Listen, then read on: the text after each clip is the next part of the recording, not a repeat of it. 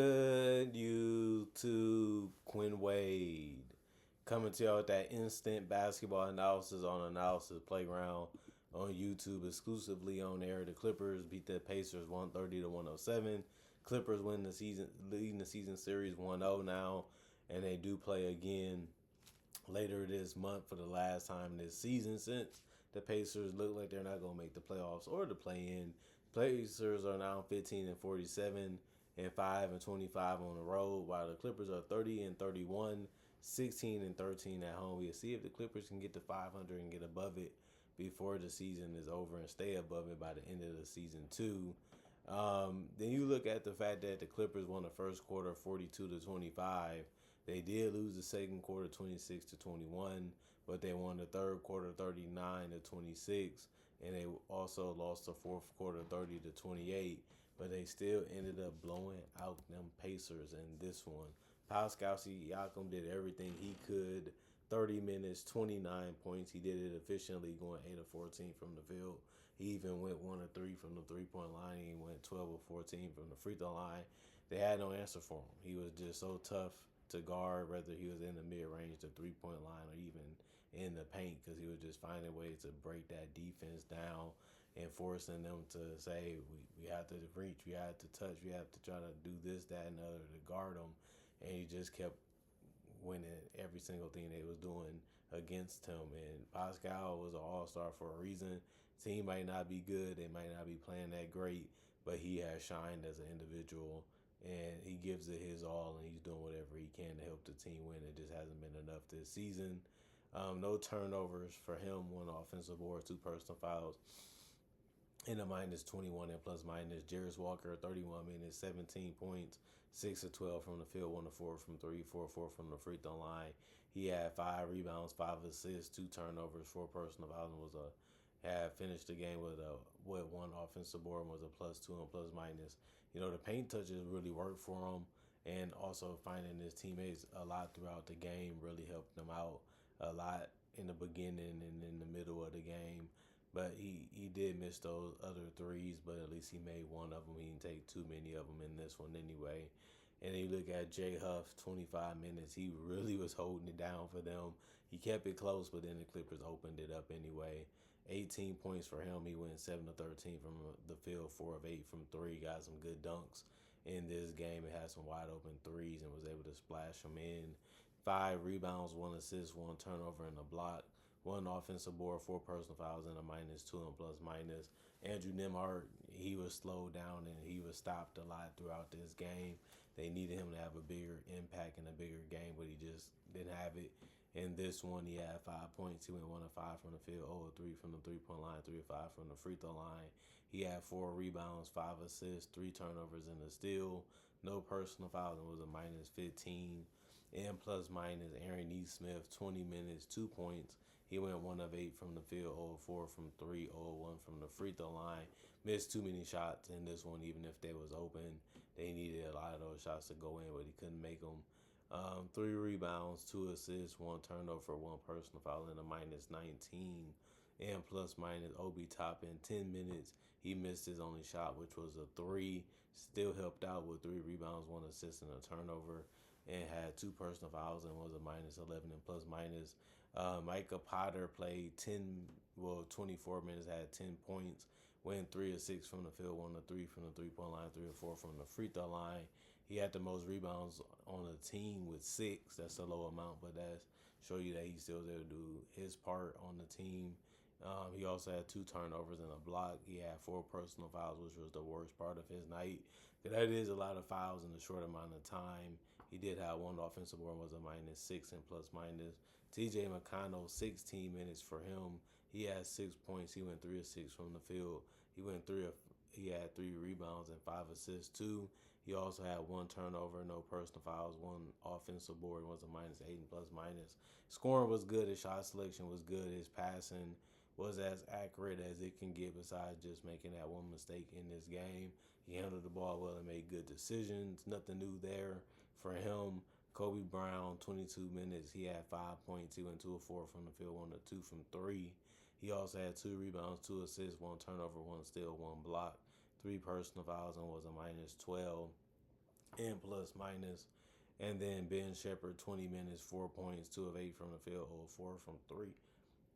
He also had one rebound, one assist, no turnovers, one personal foul. It was a minus 16 and plus minus. Quentin Jackson ended up playing 18 minutes. He led the bench and scoring with 11 points. But he did go 3 of 7 from the field and 2 of 4 from three and 3 of 3 from the free throw line. So that was a good night for him. The physicalness worked and the perimeter shooting was working for him too. And then on top of that, he found his teammates throughout the game with 3 assists while he was out there. He had one rebound, no personal fouls, so it was a minus 7 and plus minus. And you look at the Clippers, everybody on the court, everybody off the bench got on the court besides Bogdan. Other than that, Quiet Claw Leonard led them in scoring again, and he had it really going. And once he started to really pick it up, the game was over for the Pacers. 23 minutes, 29 points. He went 10 of 18 from the field. He took the most shots in this one. He also went 3 of 7 from three and 6 of 6 from the free throw line. He also had 8 rebounds, 2 assists, no turnovers, and a steal. One personal foul and a minus 14 and plus minus. Well, a plus 14 and plus minus. He did a good job of driving to the basket, whether that was dunks or just pull up mid ranges or just threes off the dribble or off the field. What the defense was doing to him, man, he just had a strong game. Kawhi Leonard is really, really good. He can really play the game of basketball at a high level, and he has really been locked and loaded, these last couple of weeks and these last couple of months. Whew, he's good. Derrick Jones Jr., 26 minutes, 12 points. He went 5 of 9 from the field, 1 of 4 from three, 1 of 2 from the free throw line. Transition is real good for him, and the fact that he can protect the paint a little bit and protect the perimeter is really good. And he had 2 steals and a block. He also had 2 turnovers. He had 2 boards. He had 3 personal fouls and was a plus 16 and plus minus. The things he does for this team is really, really noticeable as a defender, as a help defender, and as a guy that can just fit in and score on and off the ball is just really good to have. And then Brook Lopez scored a lot of points in the paint. He's going back to the post Lopez, and he was doing a lot of it on J Huff, and J Huff just had no answer for it. 17 points, 7 of 12 shooting from the field, 1 of 3 from the three-point line, 2 of 3 from the free throw line. He did only have 3 rebounds, but he had 2 assists, no turnovers, 2 personal fouls, and 3 offensive boards, and was a plus 5 and plus minus. Chris Dunn, 23 minutes, 6 points. He went 2 of 3 from 3 because they kept giving him good open looks. He knocked down 2 of them, missed the other one, like I said before. But he did have 6 rebounds, 3 assists, 2 turnovers, and a steal. 2 personal fouls, and was a plus 16 and plus minus. Kobe Sanders, 21 minutes, 6 points. He went 2 of 5 from the field, 2 of 4 from 3. 2 assists, 2 turnovers, 1 steal. He did foul out in this one, and you would like to see him play more, but they didn't really need it too much in this game anyway. Nicholas Batum didn't even attempt a shot, but he did get a rebound, no turnovers, no personal foul, was a plus 4 and plus minus. Isaiah Jackson was happy. He got out there and had a good game scoring the basketball, whether that was around the rim and at the free throw line. He had 10 points, went 4 of 6 from the field, 2 of 3 from the free throw line. He had 4 rebounds, 2 assists, no turnovers, 3 blocks, and the 3 blocks ended up being the most on the team. 1 offensive board, 1 personal foul, and a plus 4 and plus minus. Norched played 5 minutes. I think that's how you say his name. 2 points, 1 of 2 from the field. He missed his only 3. That was the only shot that he missed tonight. He did get 3 boards, no turnovers, no personal fouls, but had 1 offensive board, was a minus 6. M plus minus. Needheiser played 8 minutes, had 6 points. He went 2 of 2 from the field, just kept finishing real good around the rim, but he did get injured. He did also have 4 rebounds, no turnovers, and 2 blocks, no personal fouls, and had 1 offensive board, was a plus 14 and plus minus. Jordan Miller, he played 27 minutes. He had 27 minutes and had 4 points. He went 2 of 6 from the field, 3 rebounds, 2 assists, no turnovers, 2 steals. And then he also had no personal foul, was a plus 12 and plus minus. Didn't do much, didn't do bad. It can be an okay game for a lot of these guys. Darius Garland came off the bench again. He played 24 minutes and had 12 points.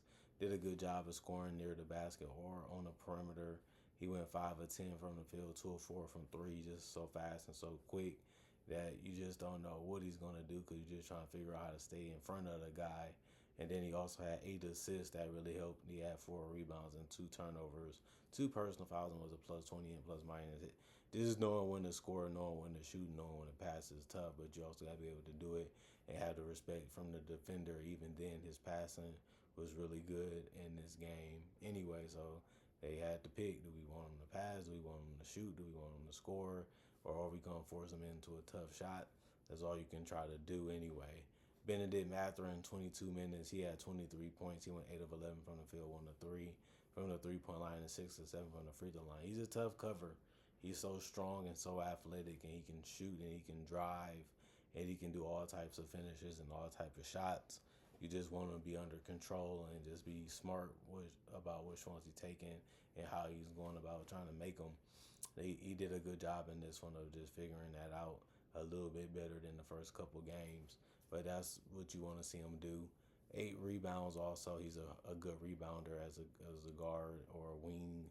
But that was actually tied for the most in the game for the Clippers. He did have 4 assists, 1 turnover, 1 steal, and also 1 block. He also had 4 personal fouls and was a plus 32 and plus minus. Ty Washington missed the 3. That was his only miss. Other than that, he made the other shot, which was a 2-pointer. So he finished with 2 points, 1 assist, 2 turnovers, 1 personal fouls, and a minus 14 and plus minus. Cam Christie, 8 minutes, 1 point. He went 1 of 2 from the free throw line, 0 of 2 from 3, 0 of 3 from the field. He had 1 rebound, 2 assists, no turnovers, 1 personal foul, and was a minus 14. And plus minus 55% from the field for the Clippers, 43 for the Pacers. 32 threes by the Clippers, 38% for them, 28 for the Pacers, and then 80% from the free throw line for the Clippers. 81% for the Pacers, but the Pacers did shoot 31 free throws, while the Clippers only shot 25. 47 rebounds for the Clippers, 38 for the Pacers, 28 assists for the Clippers, 26 for the Pacers, 11 turnovers for the Clippers, 12 for the Pacers, 8 steals for the Clippers, 2 for the Pacers, and then 7 blocks for the Clippers, 3 for the Pacers, 6 offensive rebounds for the Clippers, 5 for the Pacers. Not a big offensive rebound. And then game from either team, 41 defensive rebounds for the Clippers, 33 for the Pacers, and then 23 personal fouls for the Clippers, 21 for the Pacers. Not really a close game, and when it was the first quarter, really was tough for the Pacers because they just couldn't guard the Clippers at all, and then they got so far behind that they had to have really good defense and really good shot making to make a run just to get back in the game to have a chance to win it. That never really happened. That door never really opened for them, and the Clippers kept it closed. They kept it bolted, and it ended up being the right decision. It ended up being the right thing because they ended up blowing them out at the end of the day, and they respected their opponent. They knew that they was going to try to make a run. They knew they were going to try to get in it, and it just didn't happen, throughout this entire game. And then the Clippers was able to finish them off and get the win in dominant fashion. Comment, like, subscribe, share. Hit that notification bell to get the analysis when it first come out. Y'all stay blessed up. Y'all stay good. Peace.